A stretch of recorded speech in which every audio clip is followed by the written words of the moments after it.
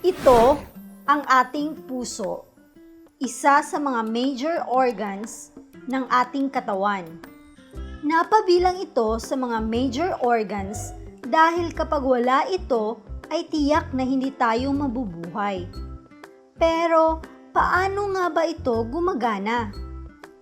Sa video na ito ng Literacy Corner ay pag-aaralan natin ang parts at functions ng ating puso. Ang puso ay parte ng circulatory system, pero sa video na ito ay pag-aaralan lang natin ang mga parte at trabaho ng puso.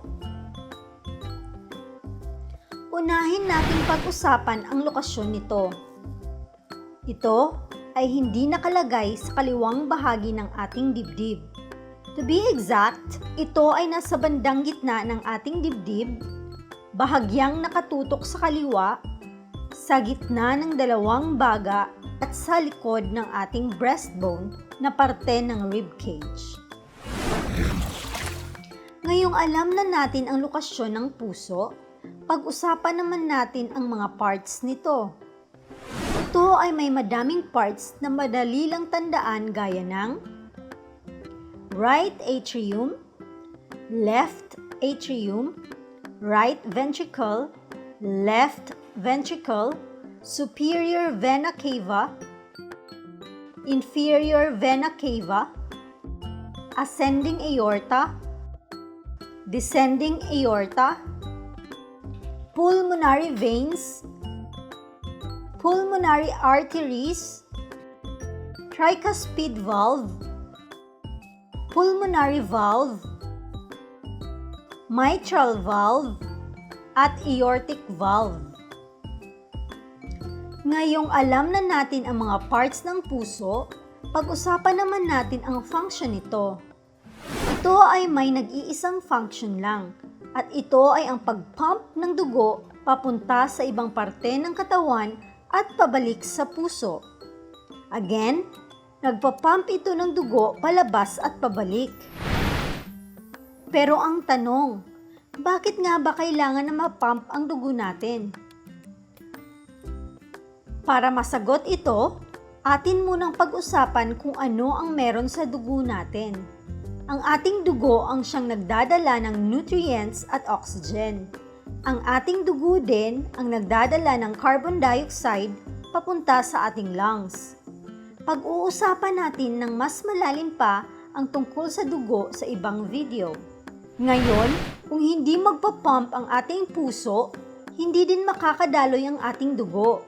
At kapag hindi nakadaloy ang dugo, hindi makakakuha ng nutrients at oxygen ang ating mga organs. At kapag hindi nakakuha ng nutrients at oxygen ang ating mga organs, hindi din sila makaka-function at tiyak na tayo ay mamamatay. So ngayon, alam niyo na kung bakit kailangan mag-pump ang ating puso. Atin na ngayong alamin kung paano nga ba ito nagpa-pump. Ang ating puso ay ganito mag-pump. Pero paano ito nagagawa? Nakaka-pump ang ating puso dahil meron itong tinatawag na cardiac conduction system na nakadikit sa walls nito. Ang cardiac conduction system ay grupo ng mga muscle cells na dahilan kung bakit nagko-contract ang ating puso.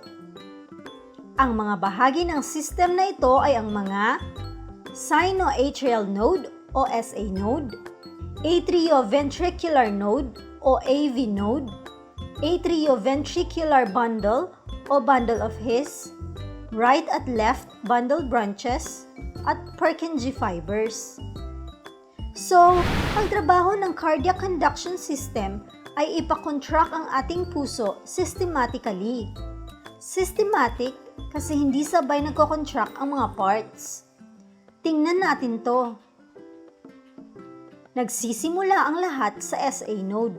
Pagpasok ng dugo, nagpapadala ang SA node ng signal sa right at left atrium para mag-contract.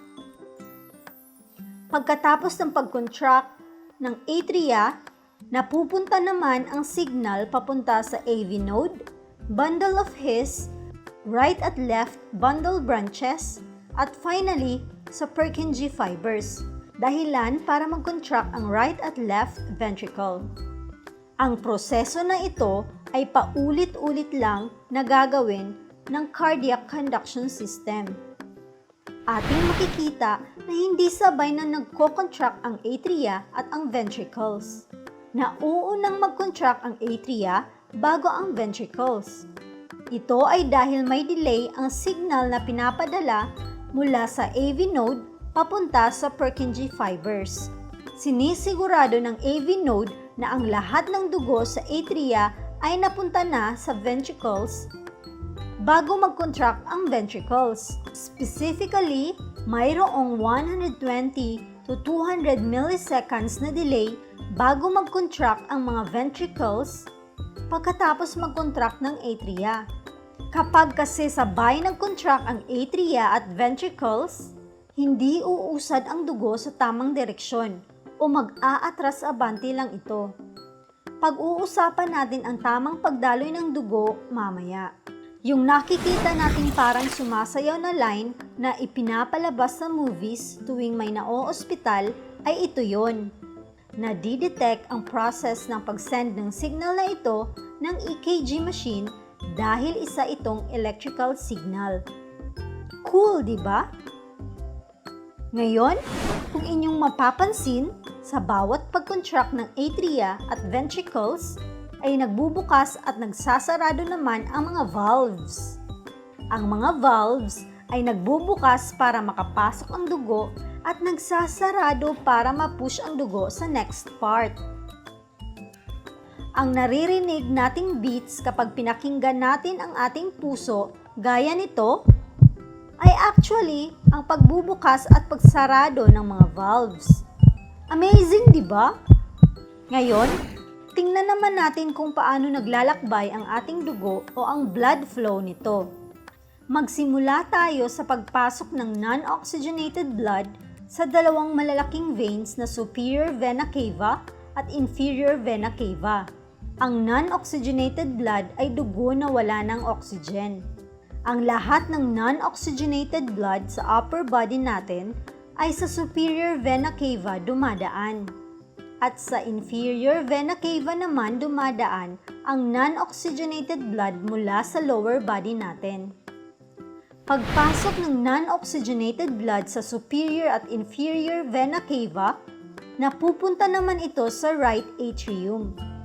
Pagkatapos, pag-contract ng right atrium, napupush ang blood papunta sa tricuspid valve at sa right ventricle at siya namang pagsarado ng tricuspid valve. Tapos, pag-contract ng right ventricle, ay napupush ulit ang dugo papunta sa pulmonary valve, pulmonary arteries, at sa lungs kung saan ang non-oxygenated blood ay lalagyan ng oxygen. At ito ay magiging oxygenated blood na. Ang paglagay ng oxygen ng lungs sa ating dugo ay pag-uusapan natin sa ibang video. Mula sa ating lungs, babalik na ngayon ang oxygenated blood sa heart gamit ang pulmonary veins papasok sa left atrium. Pag-contract ng left atrium, natutulak ang dugo papunta sa mitral valve at left ventricle. Magko-contract naman si left ventricle at matutulak ang dugo papunta sa aortic valve at sa descending at ascending aorta. Pupunta na ngayon ang oxygenated blood sa iba't ibang organs ng ating katawan. Pagdating sa iba't ibang organs, mawawala na ang oxygen ng oxygenated blood at magiging non-oxygenated blood na naman. Pagkatapos, babalik ulit ito sa puso. This then completes the pumping cycle. At ang tawag sa pumping cycle na ito ay cardiac cycle. Now, it is time for our... Alam niyo ba na ang ating heart ay kayang makasurvive ng hanggang 4 to 6 hours lang bago ma-transplant? Oo, ito ay inilalagay sa isang box na may yelo. Pero dahil hanggang 4 to 6 hours lang, recommended talaga na ang tatanggap ng heart for transplant ay nasa malapit lang na ospital. Habang tumatagal daw kasi ay tumataas ang chance ng pag-malfunction ng puso kapag na-transplant na. Cool, di ba? Muli, this is Literacy Corner. See you in the next one.